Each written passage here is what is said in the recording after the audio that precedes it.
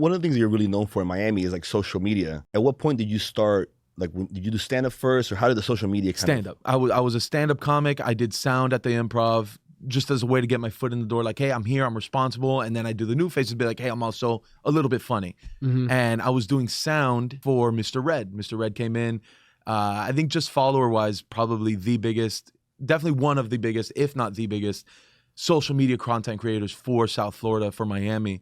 And he was there, and he didn't realize how comedy shows work. So he wanted a date at the club and got it. They're like, all right, show's 90 minutes long, whatever. He would do he did a 90-minute show all by himself.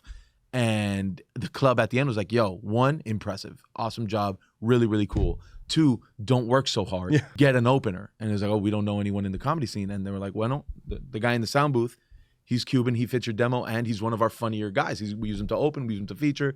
He's one of our, like, you'd probably get along with him. At the same time, Red is having that conversation with the manager, I'm talking to Red's manager, and turns out I've known him forever. And it's like, oh my God, you've been working. And so we're like just catching up. Red goes to his manager like, hey, apparently the sound guy does stand up as well. And he's like, oh, I know this. And so just like, that was a marriage that just formed immediately. And so his thing was like, look, if you can help me write stand up, I'll teach you the social media game. And like, I've always done film, I've done editing. Like, I always took like a film class in high school. So I knew how to edit. I knew how like Final Cut Pro worked and Premiere Pro worked.